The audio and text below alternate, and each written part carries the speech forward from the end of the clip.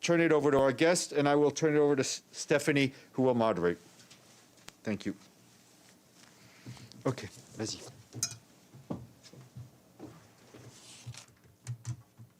All right.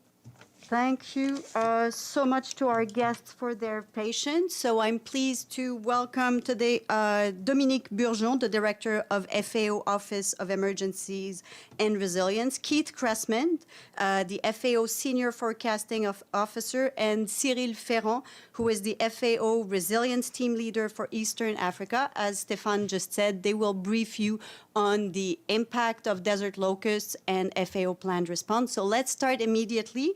Mr. Burgeon, you have the floor. Well, thank you very much. Good afternoon. Thank you for the opportunity to engage with you again. Almost a year ago, we came before you together with USG Mark Lowcock to brief you on the upsurge of desert locusts that was developing in the Horn of Africa. This was an unprecedented upsurge, actually one that had not been seen in 50 years in Somalia and in Ethiopia and 70 years in Kenya. At that time, we could observe huge desert locust swarms, 40 by 60 kilometers, billions of desert locusts that were threatening the food security of millions of people in the region that were already, for many, in acute food insecurity. We drew the world attention with your support, and here I would like really to acknowledge the press coverage that this crisis received, which enabled us to mobilize the world attention and to mobilize at scale resource for anticipatory action. Anticipatory action aiming to control as much as possible this desert locust upsurge, therefore protecting the livelihoods of communities and avoiding a further deterioration of the acute food insecurity situation. The international community mobilized, the USG Emergency Relief Coordinator, Mark Lowcock, immediately supported this approach through a first contribution through the Central Emergency Response Fund of about $10 million that were followed by a number of contributions from all major partners and foundations and private sector foundations, totaling about $210 million. This has enabled us to quickly scale up in an approach that has been about augmenting the country's capacities to control this upsurge. Since the beginning of this response, since last year, about 1.6 million hectares of land have been treated. Surveillance capacities have been augmented tremendously in these countries. 1.6 million hectares have been treated, protecting about 3.1 million tons of cereals in the countries in the Horn of Africa, for a total value of about $938 million, enough to feed about 21 million people for 1 year. We also, as part of a twin-track approach, combining control operation with support to the livelihood of communities that have been affected. We have been supporting about 230,000 households in the countries, in the households that had been the worst affected, to protect and safeguard their livelihoods.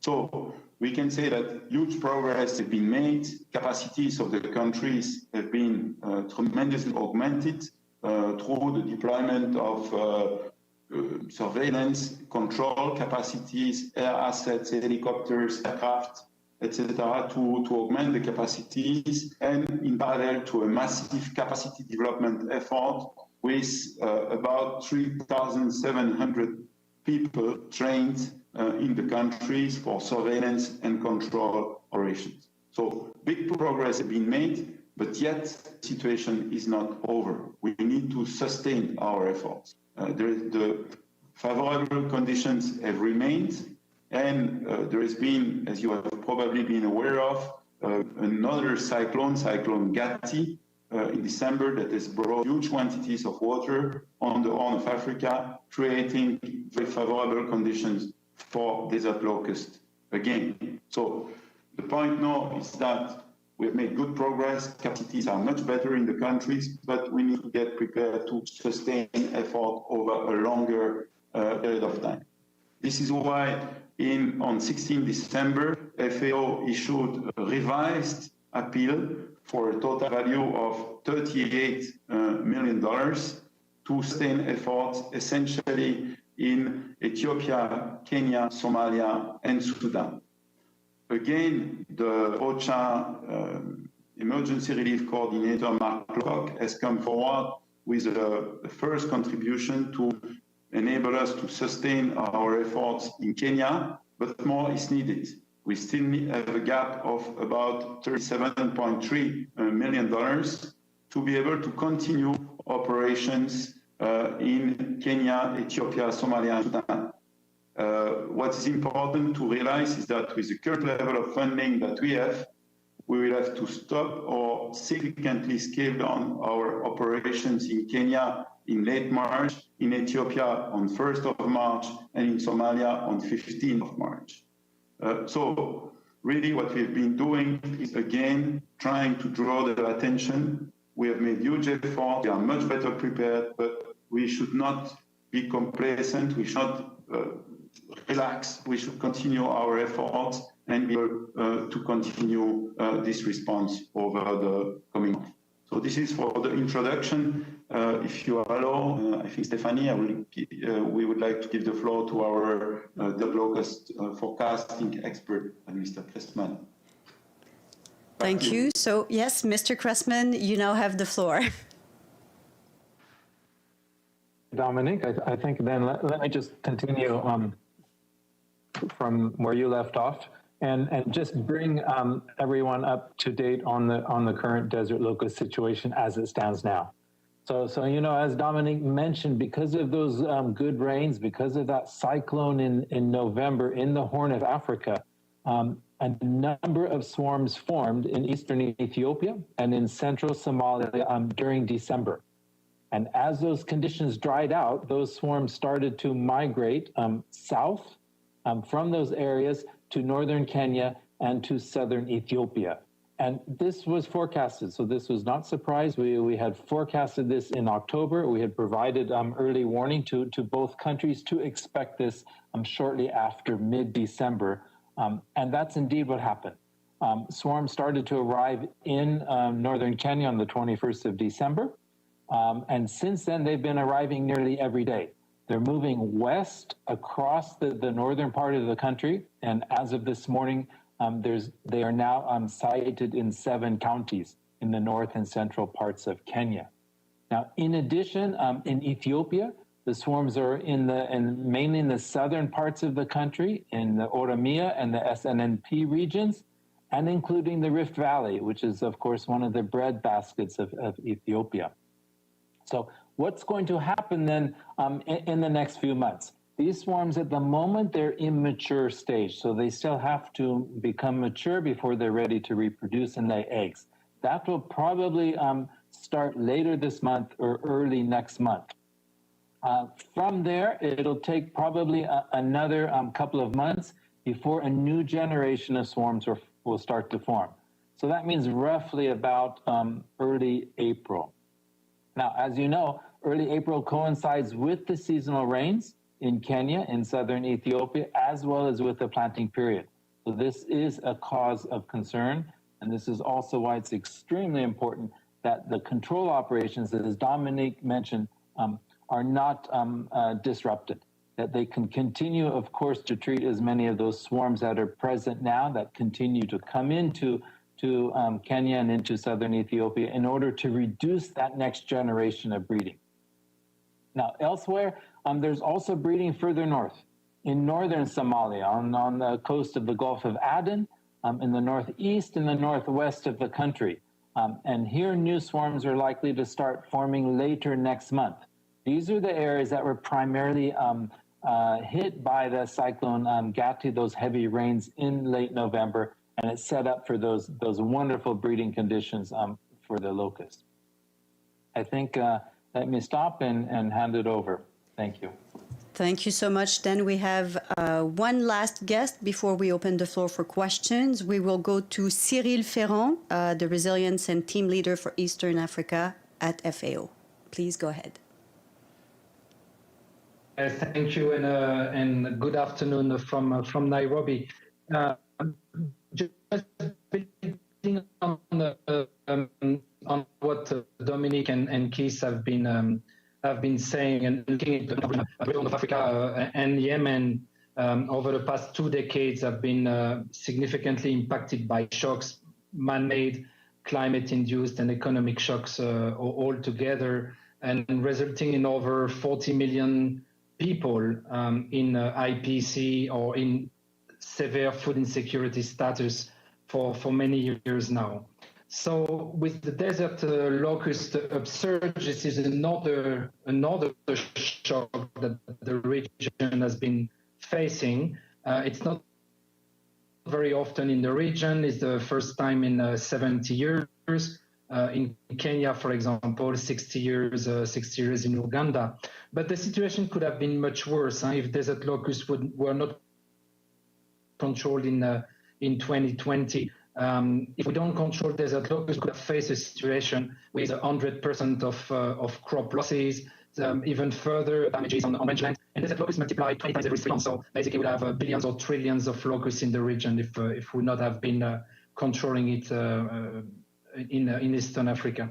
Furthermore, desert locusts would have migrated last year to Sudan and very likely to the Western Africa region. And there was even the possibility, if the swarms would have basically merged between Asia,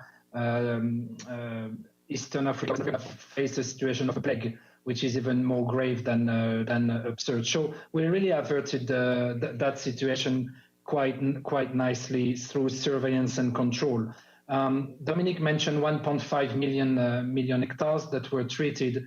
And of course, it looks like a figure that might mean or might not mean too much, but what is behind are people. And when we look into the conversion of the hectares being treated into outcomes and into livelihood being saved, we are indeed talking about 3.1 million metric tons of crop losses that have been averted, over 620 million liters of milk that have been also protected because grazing animals were able to access rangeland, and the commercial value of these crops and milk is indeed close to $1 billion. So it's really quite a lot. And when we look at again the ratio between the cost or between the money spent into surveillance and control and the economic value of what has been saved, it's $1 around $10 saved in terms of value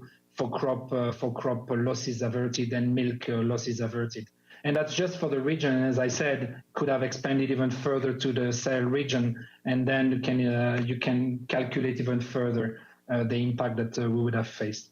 However, we could not protect all the livelihoods, and we have people who have been indeed affected. We are talking in 2020 about 2.5 million people that have been of livelihood or safeguarding livelihood intervention, either in the form of inputs such as seeds, such as animal feed, or in the form of cash compensation for losses. So that's 2.5 million people. Now, looking into 2021 and until June at least, we have a forecast of a situation where another 3.5 million people could be affected.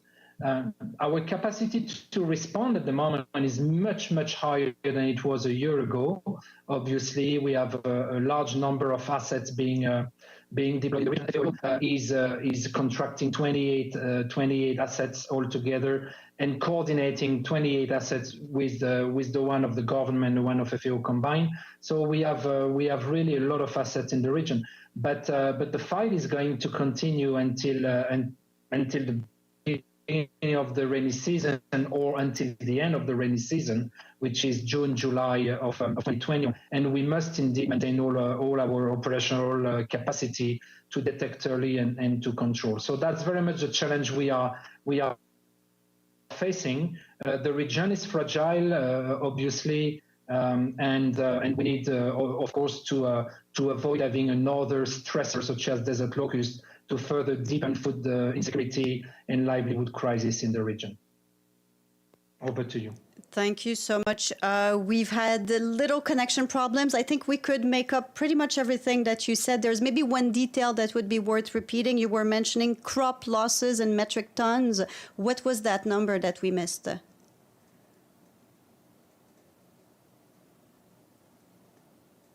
Yeah, what I was saying is that altogether in 2020, we basically averted the loss of 3 million metric tons of cereals in the region.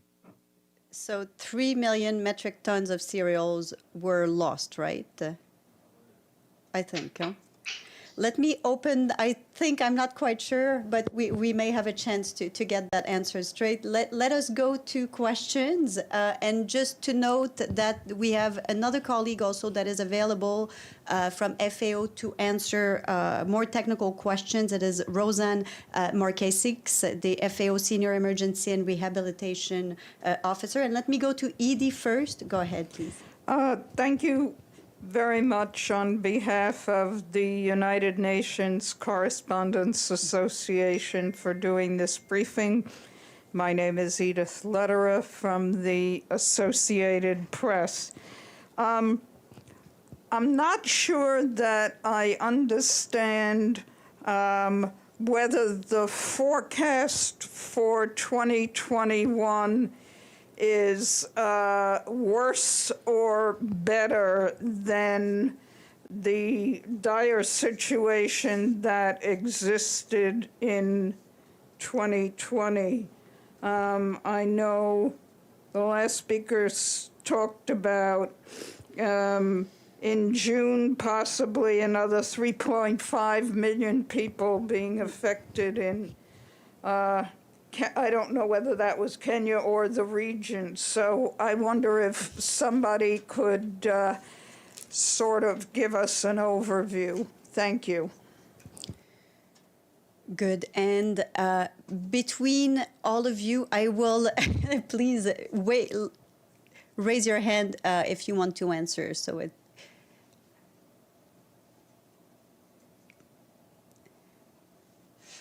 Among our guests, who could answer that question? Yes, go ahead, please. Sorry, sorry. It's, virtually always more difficult to direct traffic. No, in terms of, yes, the forecast for 2021 compared to 2020, no, it's less dire, is the short answer. And the reason is, first of all, that the locust populations, there's less swarms than there were 1 year ago. And that's, of course, due to those control operations that had been going on since then, and that increased upscaling of those operations. So the situation remains serious, certainly. I don't want to water that down. It remains extremely serious. But certainly, I don't think we're in such a dire situation as we were 1 year ago, because the countries are much better prepared, much more experienced than they were then. Thank you, James. Hi, thanks so much. In a couple of your reports recently, you guys have described the locusts crossing to the other side of the Red Sea and some problems in Saudi Arabia and Yemen. Is there any chance of the locust threat becoming a significant problem on the Arabian Peninsula? And second part of that question, when you're doing locust eradication work in Yemen, are you able to cooperate with the Houthi rebel group? And is cooperation with that group becoming a problem for managing the locust crisis there?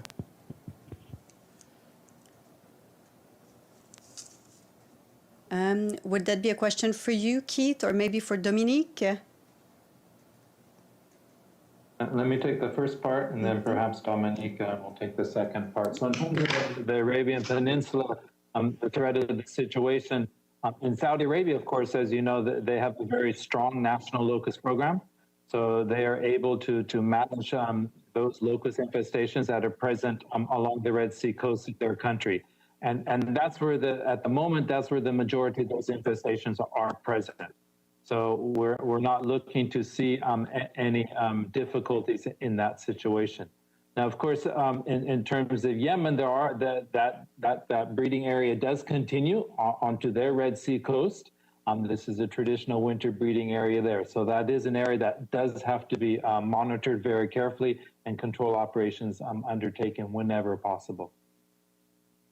And to complement, to say that in November, and consider that indeed Yemen is a reservoir of locusts and therefore has the capacity to produce local swarms that can cross the Red Sea toward the Horn of Africa, but also to Southwest Asia.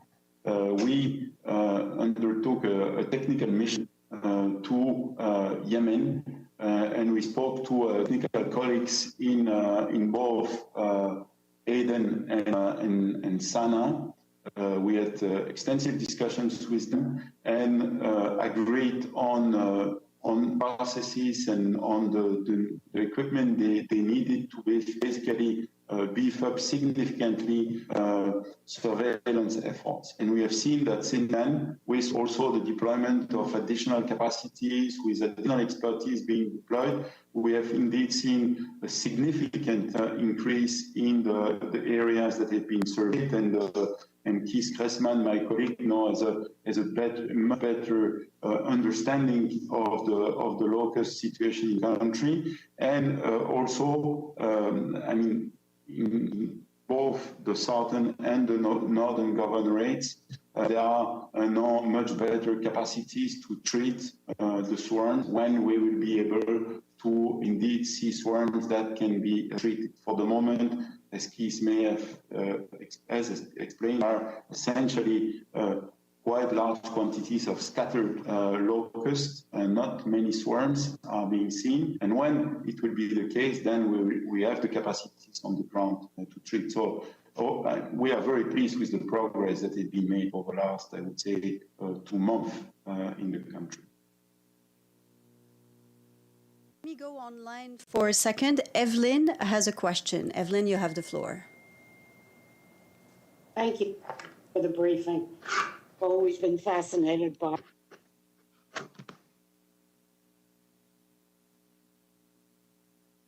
Can you give us which website or how many websites have most of the information on the list?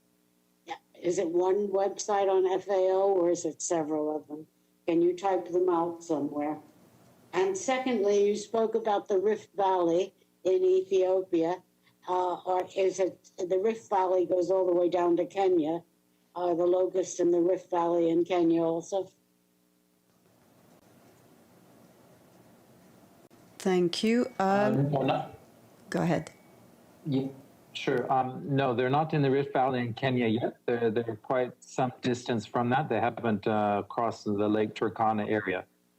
So it's just in the southern parts of the Rift Valley of Ethiopia. But of course, there is a potential for those locusts to get into the Rift Valley of Kenya, but it would be in the northern part of Kenya, the drier areas which are more suitable for their breeding. We're not expecting them to get in the southwest corner of Kenya near Lake Victoria and that area. Great. And on the website, Evelyn, I think I see that our colleagues from FAO posted on WebEx, fao.org/locusts is the resource to go to. Let me go back to the room to Toby.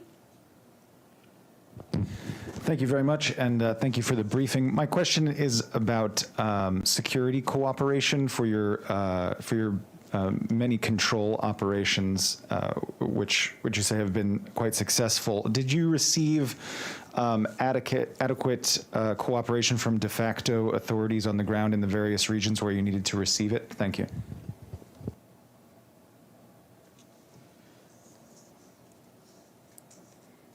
And please go ahead.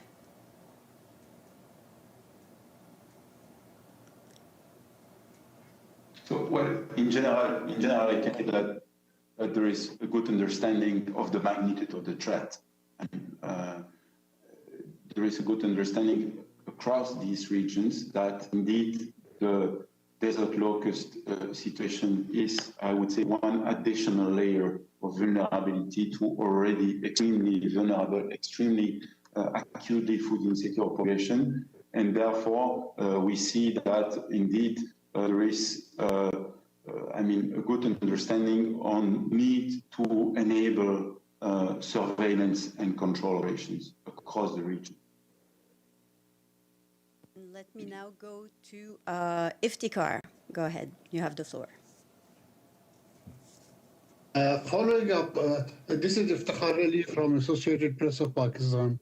Following questions about the spread of locust, which is now confined in African region, is there any danger to Pakistan and India, as was the case in 2020?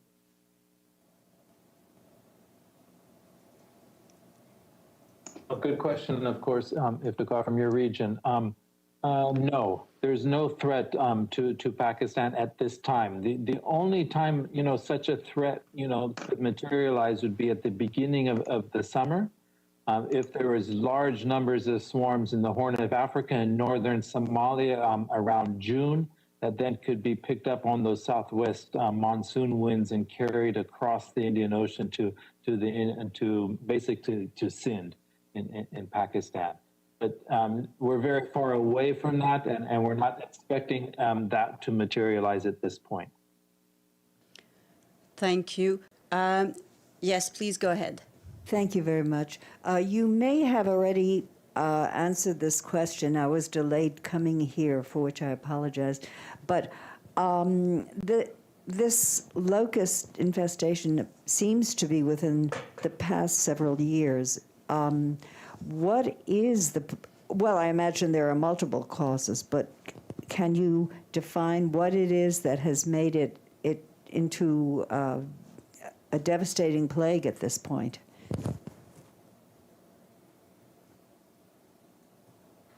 Yes, it's very simple. It's the locust response to exceptionally good weather conditions. The current upsurge was triggered in 2018 by two cyclones, one in May and one in October of that year, that brought heavy rains to the same area. So it's already unusual to have two cyclones in 1 year. It's even more unusual to have them bring rains to that same area. And it's unfortunate that area happened to be one of the most remotest parts of this planet. It's the so-called empty quarter of the Arabian Peninsula. It's basically where the borders of Oman, Yemen, and Saudi Arabia come together. And there's nothing there. So despite it falling mainly in the country of Saudi Arabia, they are unable to reach those areas to do the necessary monitoring and control operations. Since that time, so since 2018, the rains have not failed the locusts. They have been exceptionally favorable in different parts. So in the Arabian Peninsula, in southwest Iran, in the Horn of Africa, two cyclones, one at the end of 2019 and again in the end of 2020 in the Horn of Africa. So all of these events have favored the continuation of this upsurge. So it's unusual. This is why we have such an upsurge at the moment. Thank you so much. And just to clarify, the little part that was not fully clear from Mr. Ferran's presentation, he clarified it. So in 2020, control operations prevented the loss of 3 million metric tons of cereal, and not the opposite, like I had heard. So if we do not see any more questions. So thank you so much to all of our guests for joining us today. You can see there's a lot of interest about desert locusts. Please keep us informed on the progression, and thank you so much again for joining us today. Thank you. Bye-bye. Thank you.